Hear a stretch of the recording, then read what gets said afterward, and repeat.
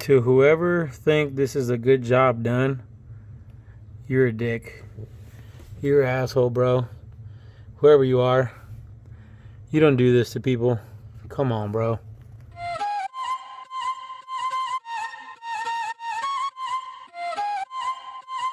What is up, everybody? Welcome back to the channel. Yeah, you guessed it. We're working on the Regal today. That's right. The LSX Regal. We get to do a bit of work today. As a matter of fact, a lot of work. A lot of work. I've done a lot already on this car that you guys are not going to see any footage on, but you will see what I did and the PSI harness that went along with it. Man, it looks good. Everything is wired correctly now.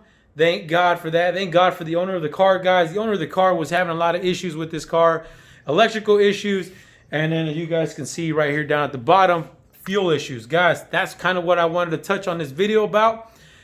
Fuel issue. Not alone, I'm going to show you guys the new PSI harness that we did on this thing and how we tucked away the ECU, all that. So cable management, remember guys, super clean now in the engine bay. Guys, if you would have saw this car, man, this thing was a rat's nest.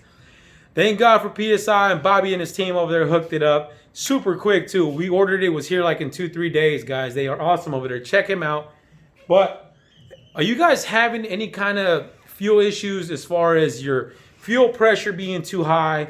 That's right. That's what this video is about. Fuel pressure being too high, guys. The owner of this car was complaining about the fuel pressure being way too high, and then the car dying after it idled for a while, or he went out for a drive. The car would just shut off on him.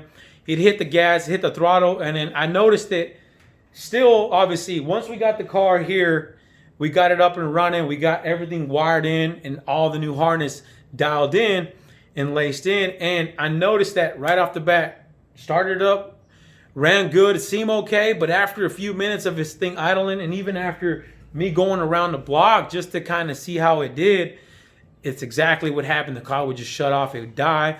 You hit the throttle, it would die. I can even barely get into the driveway when I came back. So I'm gonna talk to you guys about that. So the fuel pressure on this car, can you guys see? Let me show you guys. Okay, so you guys can see we got all the new wiring harness laced in here. We're gonna go ahead and clean it up for him as well. But guys, I mean, look at this thing. You can barely see a wire now. This thing was crazy. It was, if you guys would have saw this thing, I'm gonna show you a couple pictures here.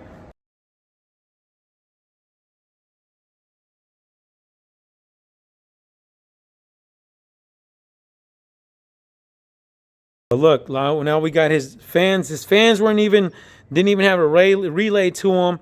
We got him some new fan relays all laced in and everything in there. Everything tucked in. New positive and negative battery terminal wires ran to the starter. Guys, when I pulled the starter off, the damn starter wire was being pinched between the block and the engine. No wonder this thing would never start.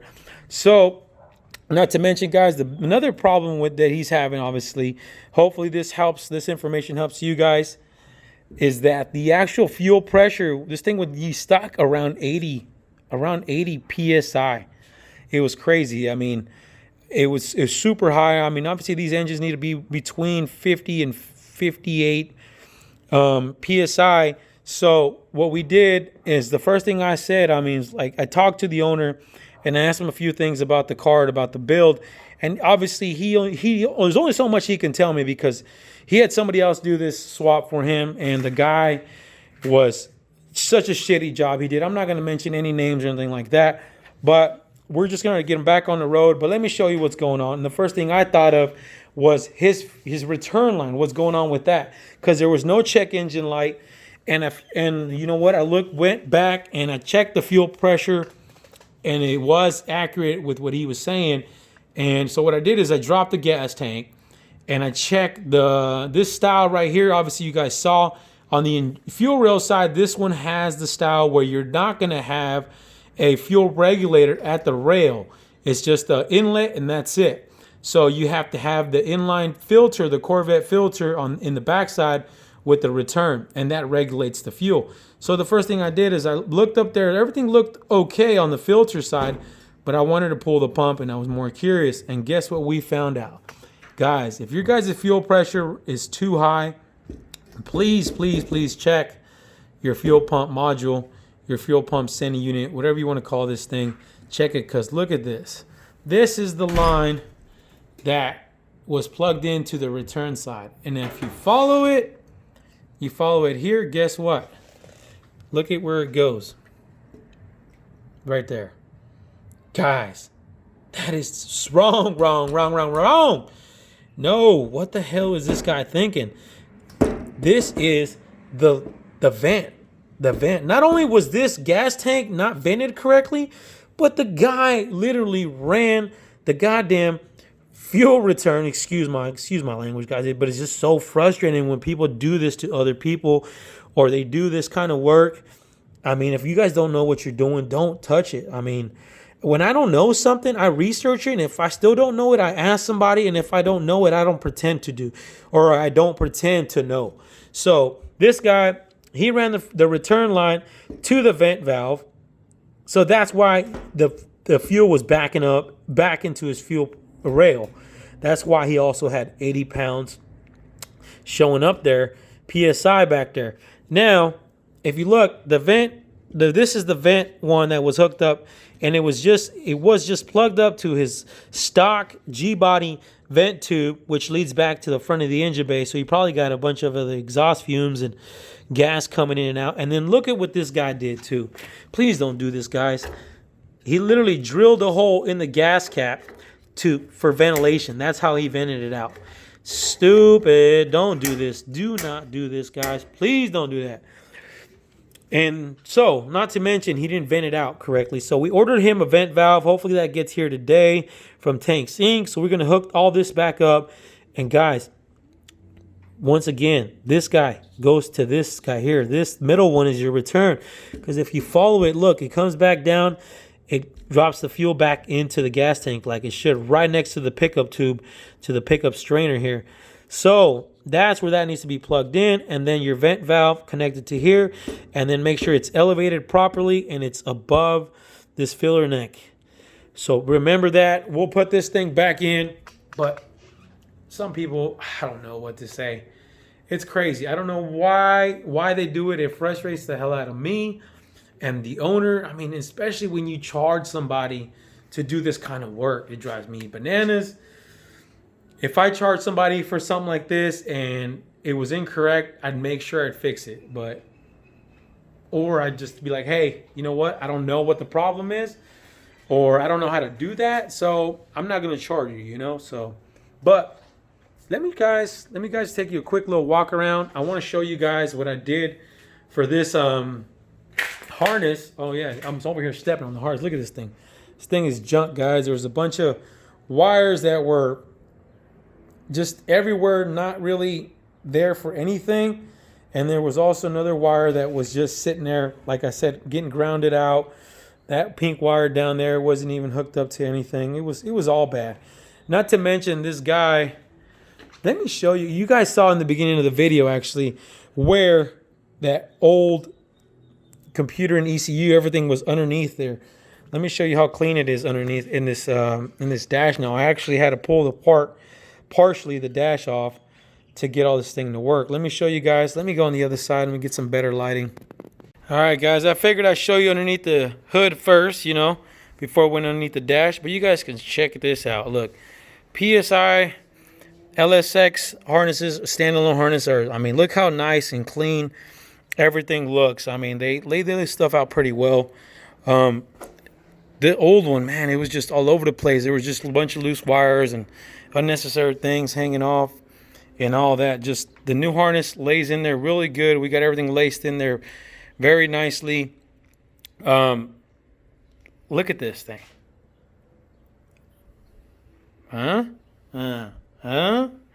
Yep, I like this one better too.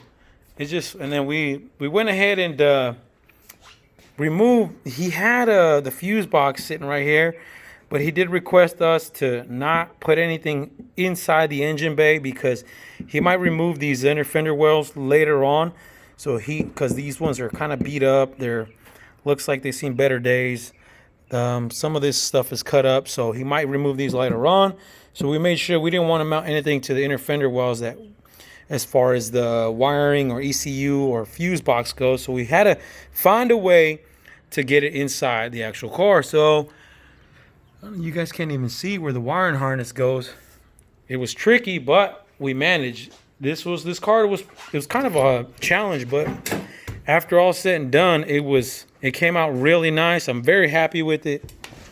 I mean, look at this thing. You guys saw in that video in the beginning of this video how bad underneath that dash was. I mean, we did our best to clean it up in there as much as we could. I mean, look, night and day, right? Night and day. We do got to cover up that hole for them. I'm probably going to throw some kill mat in there to seal it from the elements. I mean, there's a lot that we can do unless we try to find like a plate or something like that and have to be welded in. I'll leave it up to him, see what he wants to do. But I mean, look at this thing. Super nice. You guys can't see anything, any wires. That's just the wire that was already there for his stereo. It has to do with his bass. But night and day, guys. You can't even see the ECU or anything like that. Hook them up. The color digital gauges are working as well. I'll show you guys those as soon as we get this thing started. But we got to put that fuel system back in. I am waiting on the tank sink vent valve to come in before we get a start. And we will do this in this video, so don't go nowhere. So here is the hidden gem, guys. I'm gonna show you what I did. You guys ready? You guys ready? You guys ready? Let's see if I can even open it with one hand. There we go. Bam. How you guys like that? How you like me now? Look at that, guys. Super clean, nice and tucked. Look at that. ECU right there, nice and tucked. We got also our throttle body ECU sitting over there, everything plugged in. And the actual relay fuse box bulkhead. I made this little bracket that I mounted it off the dash, and it comes down here so it won't move. This guy's mounted as well. But look at this. Super clean, nice and tight. You guys can get to it. He can get to it if he needs to check a fuse, check a relay, and things like that. But look at this, guys. I did have to do some modification to his glove box because, you know, these G-bodies have an actual glove box that's here. So we had to remove the old glove box. I'll show you guys. It's over there on the bench. I'll put it in his trunk. But we removed his old glove box to make room in here. And then we also had to modify his latch for this ECU to fit in here. And then also for it to be functional, because we still wanted this thing to open and close like normal. So that way everything gets tucked and hidden and looks like nothing's here. But if you guys look at this latch, I had to cut it back and then over. You guys see this side, this guy is not cut and notched. So we had to cut and notch this latch. We pulled everything out, notched it off, and then put it back in order to make room for that ECU, because we needed that much room. It wasn't not a lot, but you guys can see it made all the difference to be able to fit this thing nice and neat in here. It's tight. It's not going anywhere. Everything's nice and tight and tidy. Man, I love the way this thing came out. I was so happy. I was starting to get nervous on how I was going to find a spot for all these three things. I mean, he has two ECUs along with the fuse panel here, because I did not want to tuck it back over there in that freaking crazy of a rat's nest that thing was over there. But look at this thing. Comes nice and tight, guys. We drilled our hole kind of up there. It was not easy, but we got it done.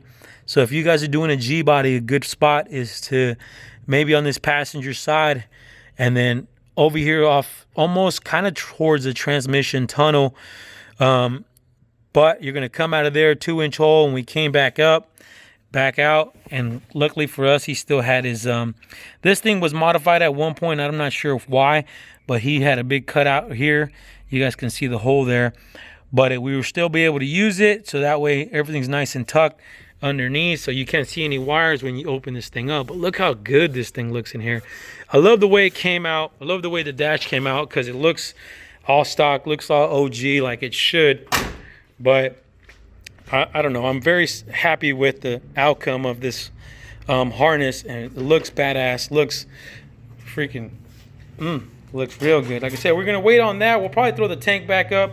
I got the new vent hose routed and everything so we can properly vent his tank. But look, his push start button, we had to rewire that up too because that thing was held on by gum and freaking tape. That was a nightmare. But everything looks good. I'm so happy the way this thing turned out. Underneath the dash looks so much cleaner, so much nicer. Guys, take a little bit of time when you guys are doing this wiring stuff because it's a nightmare and you don't want to do that to anybody, especially if you're charging somebody to do it. So take your time. If not, you can't do it, don't do it. Don't do it, please. But guys, I'm gonna throw this tank back in. I got everything routed now properly like it should be. We got the actual return line going to the return tube on the actual fuel pump module. We got that. We'll drop that back in, bring this back into the car, and then we got our vent hose here coming out. We'll wait on our vent valve and we'll mount that, and then we'll get you guys hopefully a start. This thing is loud. This thing is mean. This thing sounds really good. That motor he got in there is a really nice. It's 6.0, really nice with the 4L60E. Another thing we did too with him is that I did the same thing with my car. If you guys remember on the Frankenstein Chevelle fuel system, I did some quick connects for him here for this fuel pump because the wiring in there was atrocious too. And this just helps, guys, when if you guys got to drop the tank for whatever reason, if he does in the future, he's got to change out a fuel pump, whatever, sending unit. He just quick disconnect, take those out, drop the tank. Doesn't have to worry about anything getting snagged up when that tank is dropping. So I'll put this back on and we'll be back probably not till tomorrow because I checked tracking right now. Tracking says it'll be here tomorrow. So hopefully we'll get this thing running. We'll get it back to the owner. And he said he's going to give us a burnout. So we want a burnout on this thing. This thing scoots. Okay, guys, I got the fuel tank back in the car. I want to go ahead and start this thing up. I'm going to give you guys a cold start and then maybe take a little test drive and make sure everything's okay. Make sure the fuel pressure is good and all that. We are waiting on the vent valve. We shouldn't have an issue, though. I got the hose up there. It should be just fine. It's mainly when it starts to get hot and cold. You know how fuel goes. It expands and contracts and all that. Does all kinds of crazy stuff. Lets off fumes and everything else like that. So we should be okay. Let's get started. Let's get a good cold start, right? You guys want to hear that? Headphone warning. This baby is loud. It's got some Black Widows on it. I like the way this thing sounds. I'm going to have to get these for the Chevelle, for the Frankenstein. So I think without further ado, let's show you what's going on.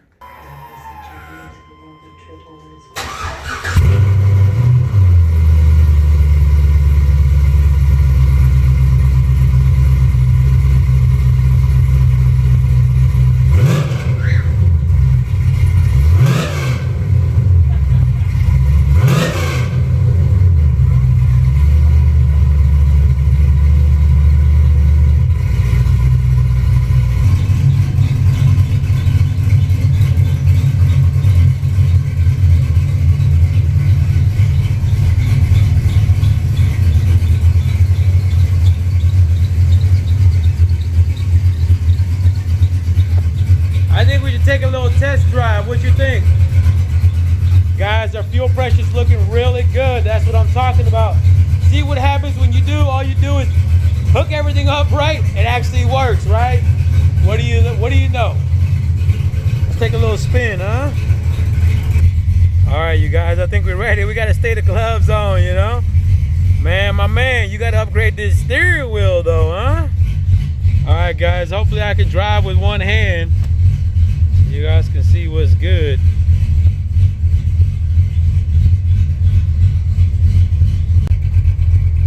Look at that, guys. We got a little check engine light too now. We got to figure that out.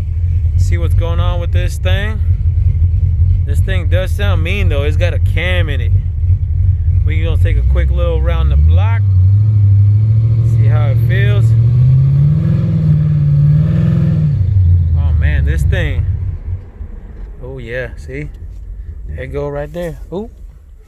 And she died. Damn. Okay, let's find out what's going on. Guys, we're back in the garage.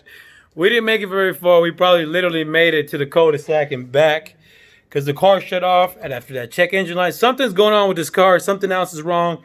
Could be as simple as a sensor. Could be as simple as a coil pack, something like that. So we know we got the fuel issue resolved. That shouldn't be a problem anymore. We got all the wiring squared away. So we got to see what else is going on with this car. Like I said, that was another complaint with the owner of this car. The car would just die. Fuel pressure was too high. So we got that addressed. We're going to plug this thing in, see what kind of check engine light we got, and then go from there. I'll keep you guys posted. We're going to get our OBD2 scanner and see what's good. Let's take a look. All right, let's see here. Plug that thing in there. Let's put this down in accessories. Let's see what's going on. Let's see what this thing says. See what that check engine light, guys. Yeah. See, what's crazy is though, before we couldn't even get them to get check engine light on or anything, and we made sure we wired that up all correctly once we did the actual swap with the harness. So looks like we got a P0135. Looks like has to do with the oxygen sensor bank 1. Okay, that can see what else we got. Hey everyone, what's up? It is the next day. After doing a little bit of troubleshooting with the car, come to find out it was nothing that we did, nothing we could control. Those check engine lights were nothing but some oxygen sensor codes and stuff like that. Obviously the car needs to be warmed up and all that, and have everything registered properly. But as far as the car turning on and off, that's a tuning issue. Everything else is good. Everything else checks out. We just got to get the car to get it tuned, but called my guy. He's backed up for a couple weeks now. He is busy. Thank God somebody's busy. Somebody's working, right? I hope you guys are working. I called the owner. He's just going to go ahead and pick up the car and have it get it tuned once our tuner is available and has some free time. So we're going to get the Regal out of here. We'll get a start up for you guys, pull it out real quick, and then that'll probably be the end of the video, actually, because I got something else I got to work on. So stay tuned for that, guys. Thank you for hitting the like button. Hopefully you guys hit the like button. Hit the subscribe button. And I'm Goose. Keep wrenching. We out here. We in here, not out there yet.